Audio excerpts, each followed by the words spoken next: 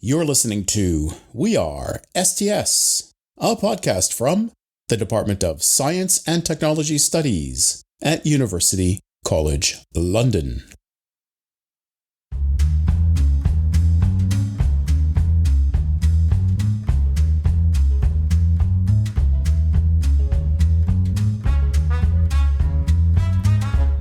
Hi everybody, and welcome to WeAreSTS, and welcome to UCL.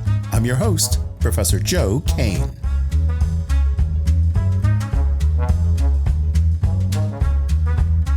Each year here in STS, we select one book that we ask everyone in our community to read.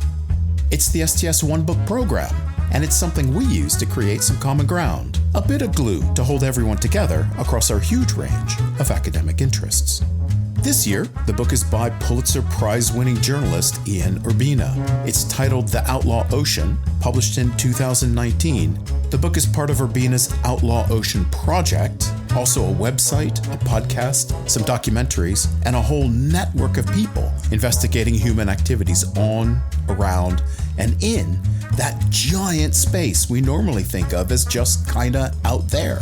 This is exceptional investigative journalism. It's stark, it's uncomfortable, it's revealing, it's also rich in themes connected with STS. To launch our work with Outlaw Ocean, I sat down with Dr. Michel Wahome. She's a lecturer in science and technology studies here in the department. She's an expert in digital entrepreneurs, and she's an expert using STS to study international governance around oceans.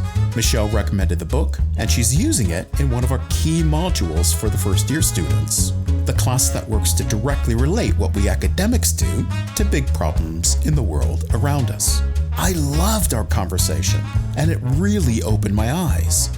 And I hope it starts to open up your eyes, too. To get us started, I asked Michel to introduce herself and to introduce the new STS1Book.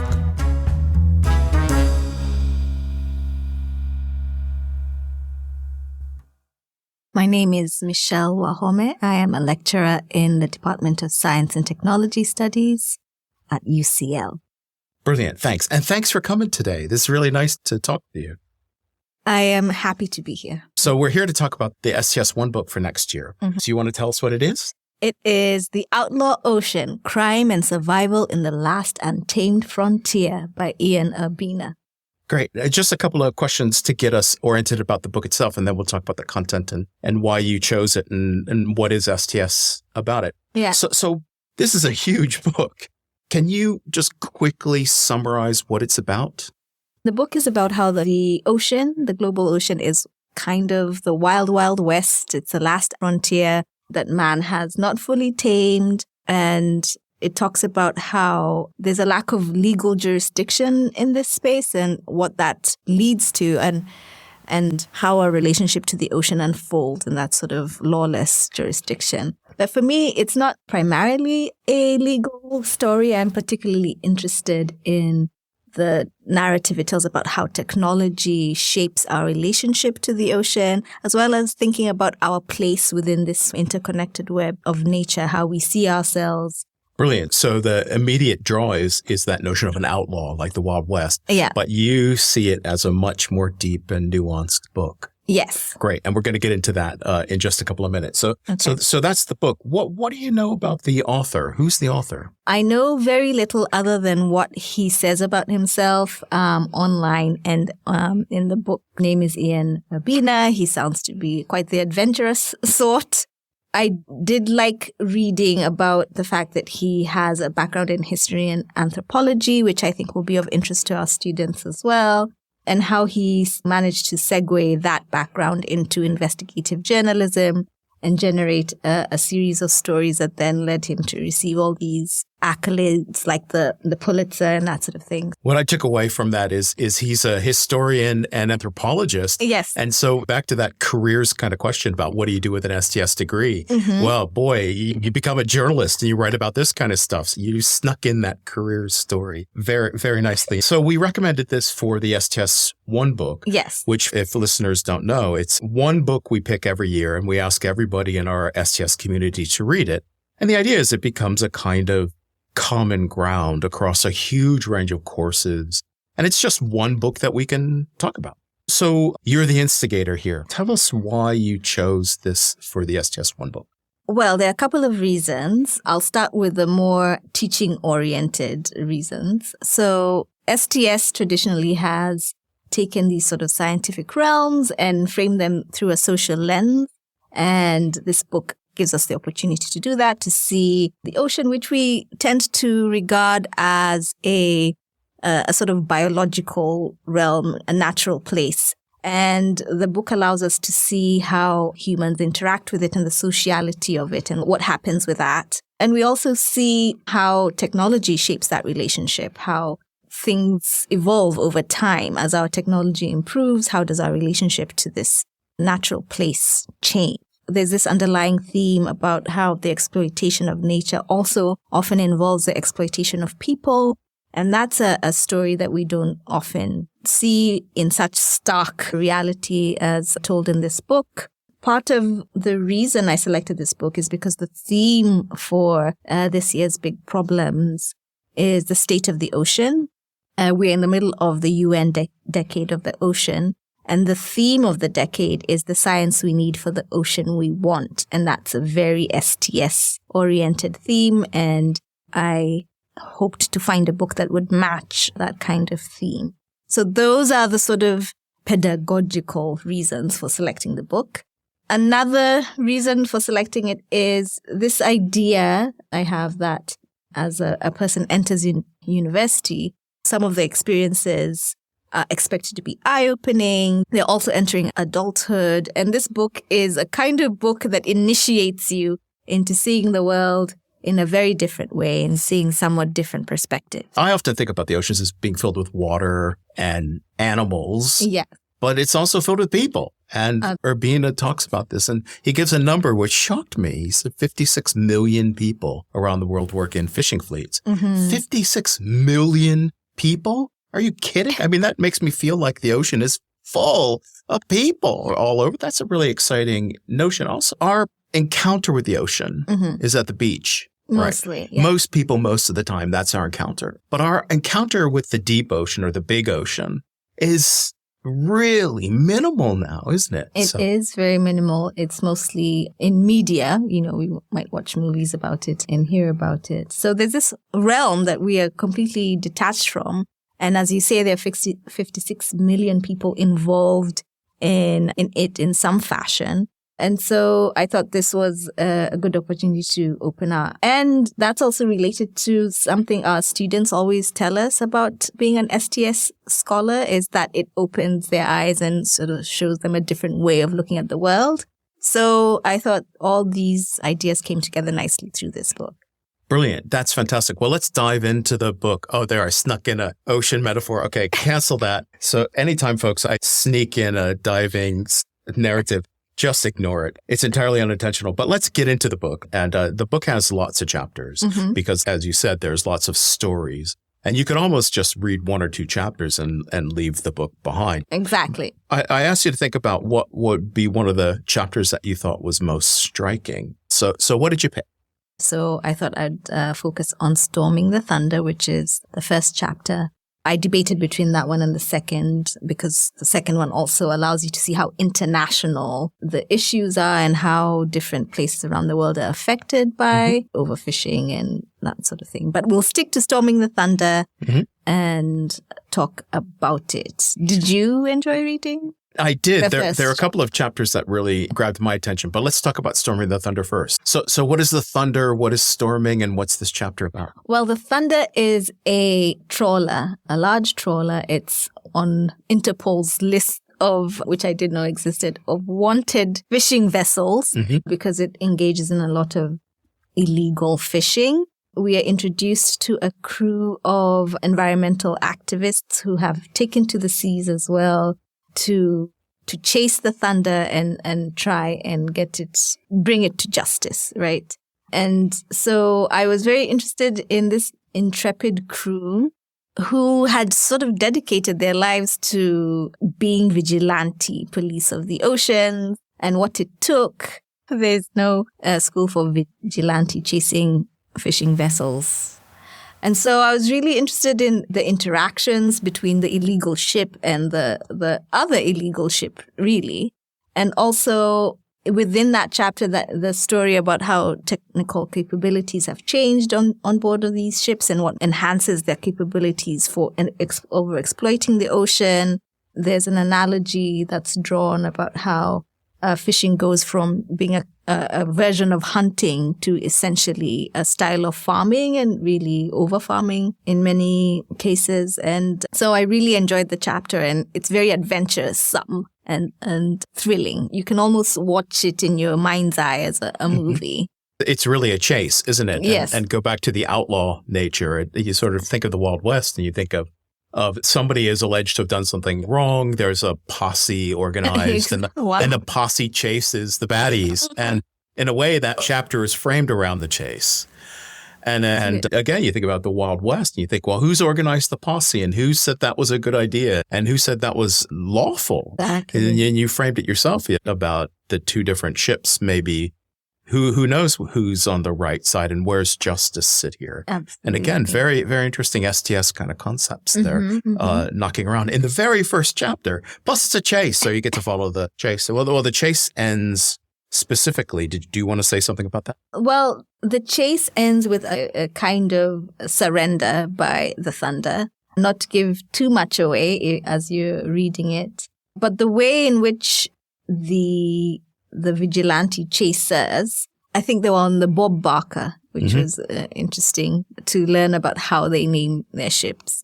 So the Bob Barker captures the crew of the Thunder, and the way they treat the crew is very interesting to understand the kind of complexity that's involved here in understanding how the people who are on the Thunder come to be there and what the pressures and reasons for their being there, how they're related to their own livelihood interests and the inequalities that exist around the world. So I found that to be an important thing to highlight as well, as you say, when thinking about who the good guys versus the bad guys are. That story isn't so clear cut. And eventually some people brought to justice, but I will let you find out what happened. Urbina separates sort of the boss of the crew, the people who take care of the ship, and then people who do the thing that the ship is out there to do in the first place. So the fishing crew, as it were. Yeah. And if you think of them as labor, then you can ask questions about, well, where'd they come from? How did they sign up? What are their working conditions? What's the pay? What are their rights? And all those questions back to Outlaw. If you're in the Wild West, who makes the laws? He regularly comes back to that question of, is this a lawless state or are there other things going on here? At every turn, he raises those really questions. Did another chapter stand out for you that you want to talk about? Well, I feel the chapter that follows is quite related to the first one. We are introduced more to the question of the laborers or the actors who are involved as crew on these ships. And we also are introduced to a small island nation and its interests and its commitments to taking care of its area within its national jurisdiction, its ocean space, and why it's interested and how it feels about its position within the world. And yeah, there's a comment there by the president of Palau that he's just glad that someone's listening also, that someone cares. And it's interesting to think of these countries as having to do this on their own in the face of larger superpowers who have more money and are more resourced and also technologically resourced as well. So I think the second chapter is a good follow-on from hearing about the Thunder as an enterprise, but also there's a lot of issues about national jurisdiction and who polices whom. And then the second chapter then brings us into this story about a small country that's very committed to this policing. But can they do it? What resources do they have available to them? And some of the tragedies, that outcomes of the fact that they're not well resourced. There's a story in there about a debacle, And it's related to the fact that they're not technologically. And you can think of a country, say, with 5 policing ships. And if you've got international fishing fleets arriving in the numbers of 50 or 100, well, 5 against 50, you don't have to be too sophisticated to know that's not going to end well. And so who comes to the rescue? Well, there isn't a rescue, I think, is ultimately what Urbina wants to talk about. And then what are the consequences of that for us? Yeah. So we've got an Outlaw Ocean. I was going to sneak in my favorite story, which is the story of Sealand, which is a story that some English communities may know very well, that it's essentially a platform in the English Channel. And it was a platform created in World War II, and it was used by the Royal Navy, then abandoned after the war. And somebody, through a means I didn't quite understand, they come to own that platform. And they occupy it and claim it's their own country. And so they spend a lot of time declaring that and enforcing that and then figuring out what kind of economy can I have here. It lives in a part of the channel that is far enough away from England that the United Kingdom doesn't really have jurisdiction. Yeah. And so by all the rules that everybody agreed to run by, there's this platform. Right. And this family creates what they call their own country. And there is that myth of living in a lawless state. And people don't call it lawless, they call it free. That balance between lawless and freedom. Some people, mostly men, it seems, just seem to hanker for this ideal world where there's no rules and nobody tells me what to do. Right. And they want that until somebody bigger comes along and starts pushing them around. Then they desperately want somebody bigger to tell them what to do. In Outlaw Ocean, Urbina goes to visit and he tells stories about what they're up to and what are they trying to do. And nothing particularly sinister, but something that comes out is really interesting, that they themselves develop a kind of morality. So once they're in this outlaw space, a lot of baddies arrive and they want to exploit the platform owners. They start saying, well, we don't want to do that. We're willing to do this, but not that. So casinos fine, kiddie porn, no. And they start drawing their own boundaries. And that, again, is a fascinating narrative of how people are evolving through the reality of being in this kind of a space. And then Urbina takes that story and moves it forward in a couple of different ways. He starts talking about a situation with a abortion clinic in Mexico that decides that the way they're going to get around the national restrictions on women's health, that they're going to essentially charter a ship and go outside of the national waters and perform the abortions and then come back in again. So they use the lawless state as a place of freedom, as a place where they want to do something that they feel like the nationality is prohibiting. And that's a really nice juxtaposition. Yeah. Because whatever your politics are, you probably see one of those behaviors as good and one of those behaviors as bad. Yes, that is a great juxtaposition. I enjoyed that chapter as well. I researched digital entrepreneurs, so I was very interested to see their insertion into this tale, particularly the billionaire types. So on the one hand, you have Sealand that has been created by someone who's not particularly wealthy. It's supposed to be a romantic gesture, but I find that it's funny that he ends up being on the platform for months away from his wife. But yes, he claims it on her behalf and she's on the money and everything. So he's just an individual who is interested in this idea of freedom. I also was very interested in the fact that his background was military. So he has had this process of being institutionalized within a government-oriented institution, but then he has these ideas about what freedom looks like and its relationship to governance. Then you have these billionaires who also have a particular view of the role of government in circumscribing their activities. And so they have a particular interest in offshoring and not being under anyone's jurisdiction. Yeah, it is a very interesting story about freedom and what it allows and doesn't allow. And yes, definitely allows us to think about the rule of law and what value it has, the social contracts that we create amongst us and what values we're expressing by doing that. I think that's a better area to think about than can this place exist as a country? How do you create a new country on planet Earth? I think that's a rabbit hole that gets us into things that aren't really STS. But I think this idea of the libertarian vision and the promotion of certain kinds of activities and how does science and technology facilitate that? Yeah. Because the sea land would be nothing if there were no internet.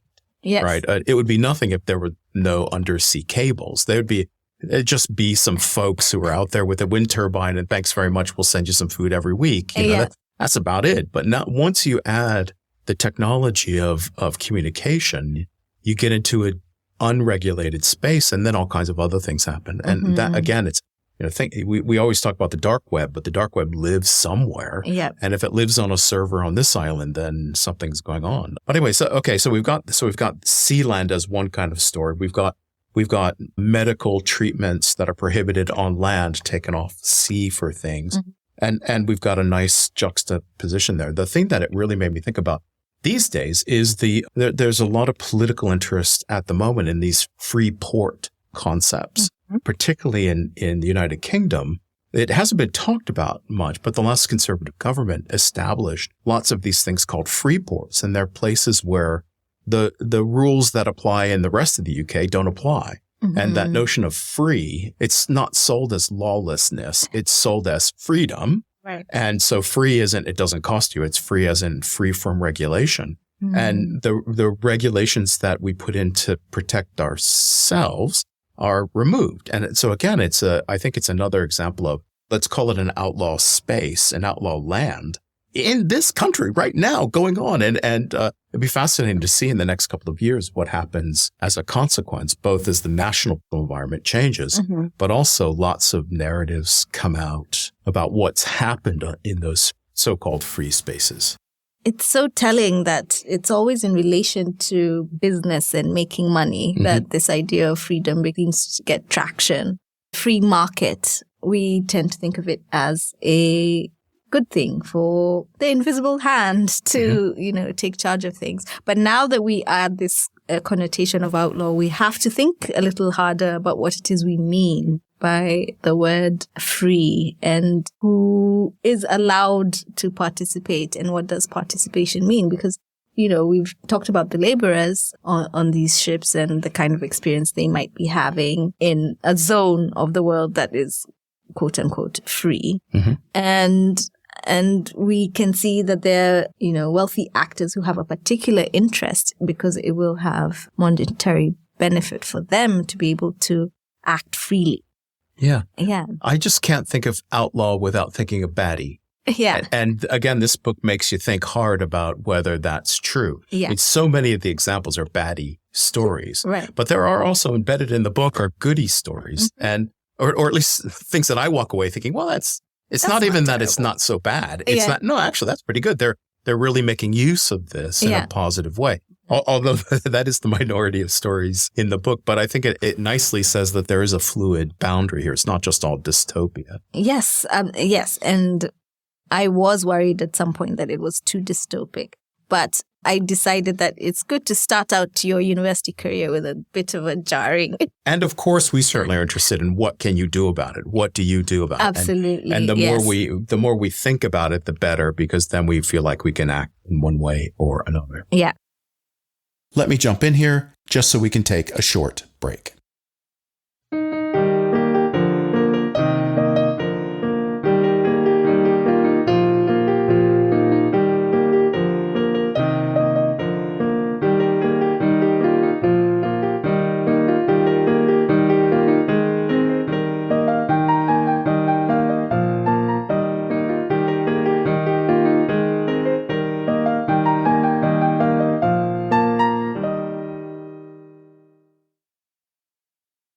Hello, I'm Heis, an IBSE student studying policy, communications and ethics. What I love about STS is the diversity. You get to meet people from various backgrounds and discuss the current issues and topics, which are fascinating and engaging. Let's get back to my interview with Dr. Michel Wahome about the STS1Book. Ian Urbina's 2019 work, The Outlaw Ocean. What other kind of themes come to your mind in terms of the book? Right. What I would like to emphasize is the presence or absence of the ocean within the stories that are told, right? So within STS, we have a theory called actor network theory that I tend to avoid. However, reading this book did make me think of actor network theory. If we were thinking of the ocean itself as an actor within these narratives, has Urbina done a good job of thinking through or with the ocean? He mentions at the very beginning how our relationship to the ocean as a larder that's inexhaustible, and thinking of the creatures that live within it as seafood, how that sort of influences our relationship to it.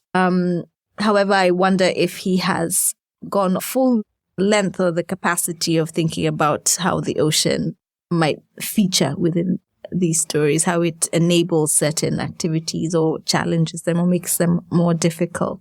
And so as a reader, as I go through the chapters, I'm always thinking, I'm thinking about them. I'm like, oh my goodness, am I now developing an affinity for network theory? And so I wanted to highlight that because that will be a theory that students are introduced to. And this might be a good way of thinking about that. That's a really great way to answer the question, how does this connect to STS? That's fantastic. So maybe actor network theory is useful here. And Yes. folks, if you don't know what actor network theory is, just look it up. We're not going to explain it No. today. But the general connection here is maybe some of the tools that sociology uses to think about other areas, maybe it's not just applicable to talking about oceans and what human beings are doing in and around the oceans, but maybe it's enlightening. Maybe it tells us more than we previously, Right. or we say it a slightly different way. Maybe it's mind bending. Yes, absolutely. The network theory was one of the things that I initially to STS. It was one of the things that drew me to STS because it was so out there. Mm-hmm. And I found it very interesting to learn about, but very difficult to apply in my own research and studies. So I have been pleased that this book has allowed me to think with it again, as I did many moons ago.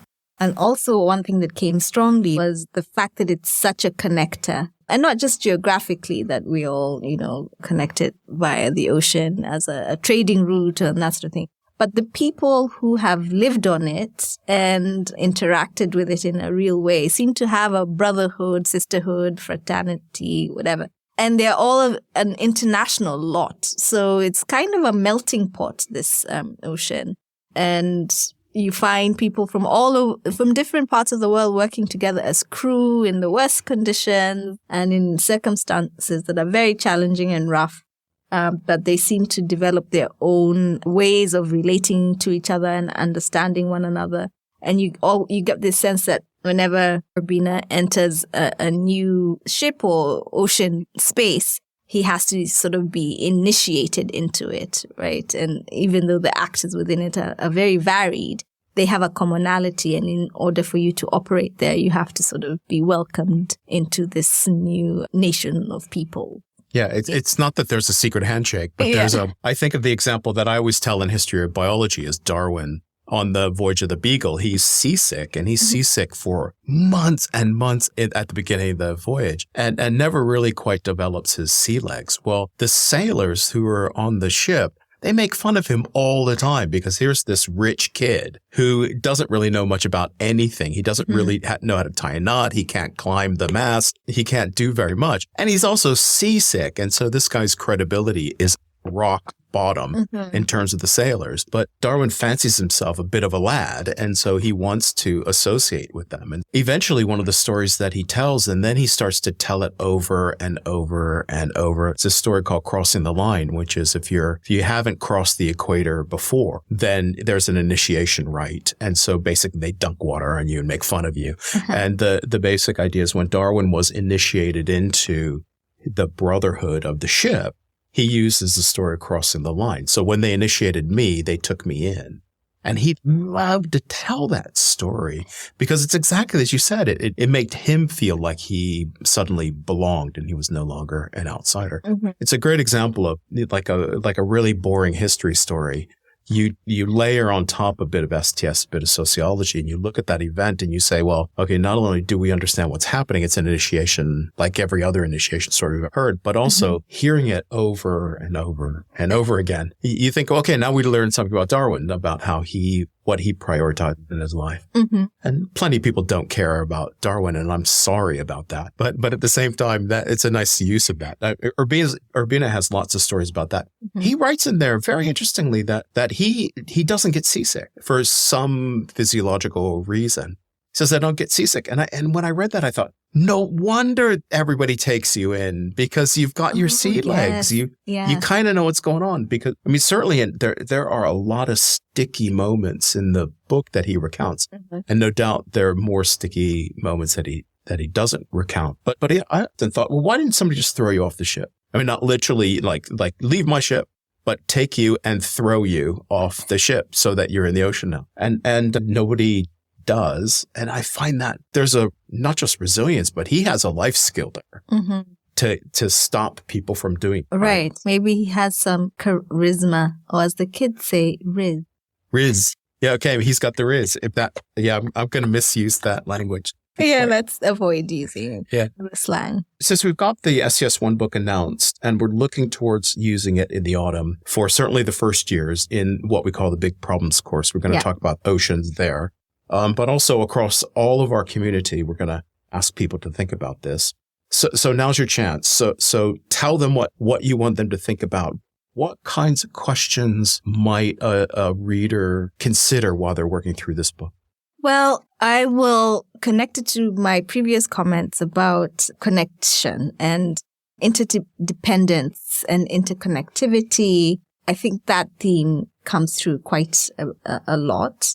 And the ocean is the medium through which we're thinking through these ideas, but also our relationship in the realm of nature, where we are in the web, and whether we think of ourselves as being within that web. There's a discussion about sharks being apex predators and their role in that, and what happens if they're removed. But for some reason in the book, and even just thinking about how we tend to think of ourselves as humans, we tend to place ourselves outside of that.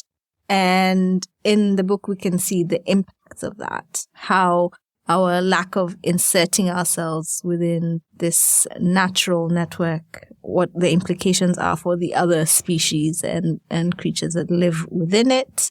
And also our interdependence as humans to each other in terms of what we're eating, distribution of that, the distribution of hardships and resources, the implications of that as well. So I think this idea of interconnectedness or lack thereof is one that I became very interested in. And as I say, might have relationship to actor network theory, which is an STS modality.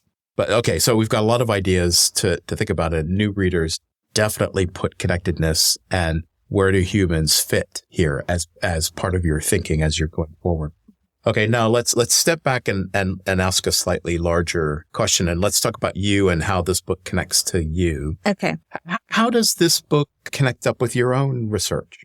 Well, I became aware of the book while working on a project, an interdisciplinary project on oceans research.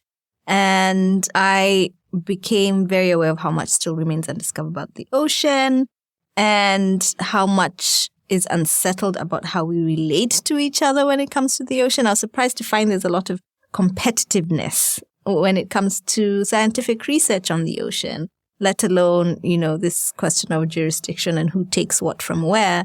Even within the scientific realm, the fact that so much remains to be discovered means that there's almost a gold rush for learning more about the ocean, for generating knowledge around. And so the researchers on this project talked about this book quite a lot. And so I was interested in their takes on it. A lot of legal scholars on this project and sociologists as well. And it was always interesting to hear from people who were ocean scientists or who were dedicated to understanding the ocean and how they felt about it. So I'm glad to introduce it to a primarily STS crowd who can then develop their own analyses of it. generally, my interest is international collaborations on ocean-based scientific endeavor. So, as I say, hearing about the different perspectives on the book and about ocean scientific endeavor more generally is how I came to this topic and to be interested in it. And I have to say, reading about the digital entrepreneurs and tech billionaires and why they're interested in lawlessness and offshore has reignited my interest in that group of actors. And thinking about how the tech entrepreneur in different parts of the world, because I'm primarily interested in African tech entrepreneurs, how they view these things. Do they also have this libertarian perspective? My sense is that they do not, but to deeper understand what drives them and their views of what entrepreneurship is, because there can be a particular take that we have that we've grown to think about, but in reading this book, I realized that there are actually many different perspectives of what a market is and how it should operate that still exist in 2024. Brilliant. Folks, if you're listening, you're asking yourself, what is STS? This is STS. It's taking a clear story about outlaws on the ocean and then getting into fundamental questions of who's in charge, what is justice, where are we all going here? And ultimately, what do we want in the world that we create for ourselves? If you're thinking about what good is STS, that's what's good about STS. So, Michel, another STS concept that we're bouncing around an awful lot these days is the notion of a imaginary, the idea of how do we imagine something to be as opposed to what it really is. So we know what the ocean really is. It's big and it's wet and it's cold and there's a lot of things going on in it. But we imagine the ocean to be really quite different. So how does that notion of a social cultural imaginary help us think about the oceans? Well, I would say that this book is an ideal venue for thinking about imaginaries. As you say, we have a particular view of what the ocean is. We might also come up with ideas about tsunamis and that sort of thing. But with this book, we come away with a very different perspective of the kind of place that it is, that it holds a lot of humanity, that it's not the most comfortable place for humans to be in. However, they do create cultural and social connections and different ways of being and doing within it. And we also get the sense that there's some ways in which, despite its power and prominence, we, as in a way, almost holding it hostage and not allowing it to teem with the kind of biodiversity that we associate with, right? And so the book completely changes our imaginary of the ocean and allows for different perspectives on it to emerge and even different perspectives on ourselves. Mm-hmm. I feel like there's a certain naivete that I had about human nature that is demolished by this book. And so this idea of imaginary or the vision that we hold of a particular place or object, how that shapes our relationship to it, what we think of it, what we expect from it. This book does the job of having us question that and therefore bringing the concept of imaginary into stark relief. We understand it better. That's brilliant. Absolutely brilliant. I think of ways to pull out the idea of imaginaries for everyday thinking is just sort of write down 5 or 10 words that come to mind when you think of a thing. Mm-hmm. So as you were saying, when most people think about an ocean, they think about the beach. Oh, the beach is sunny and warm and lovely for some people. So those would be the kind of ideas they would kick out. And that's one way to get to where the imaginary is, the fantasy, dream, vision right. of what it is, as opposed to what a beach really is, which is there's a lot of flies there and they bite you and it's very hot and dry and it can be crowded and it can be noisy and all those things. And you think, well, that, I don't want to think about that. I want my lovely beach holiday. Thank you very much. So the social, cultural, imaginary erases an awful lot. I will emphasize that in STS, we're mostly interested in the socio-technical imaginary rather than the social-cultural one. And in the Outlaw Ocean, it's very clear that relationship between the technical aspects, the technological aspects, and how they circumscribe our activities, shape what it is we do. And we are also shaped by the environment in which we are interacting. So that mutual shaping activity between the ocean, the people, and the technology, that interaction is very important to think about. Michel, thanks very much. You've really opened the book up for us, and I look forward to working with you more over the year on the same topic. Thanks very much. Thank you, Joe.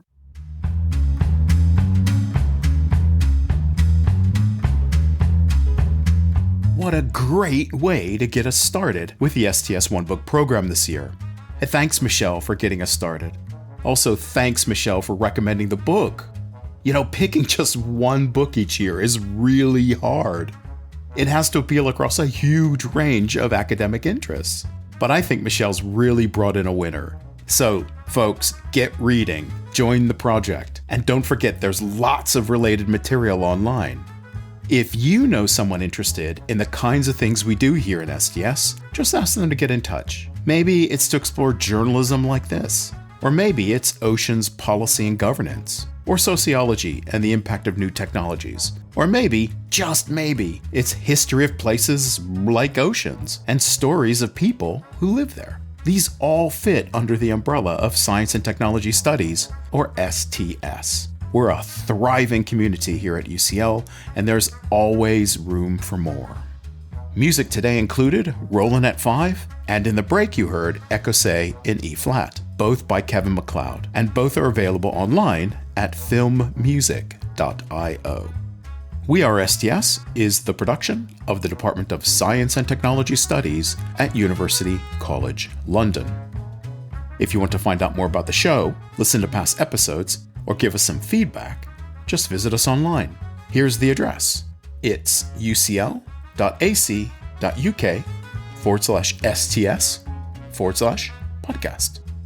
Well, that's it for today. Thanks for listening. We'll have another episode ready soon. More student projects are on their way too, I promise. Until then, just remember, there's knowledge to be found just about everywhere, and together, we are STS. Bye now.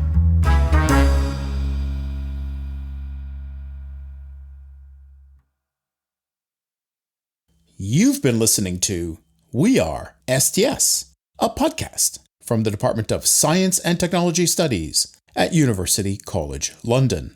Subscribe to the show and join us online. The address?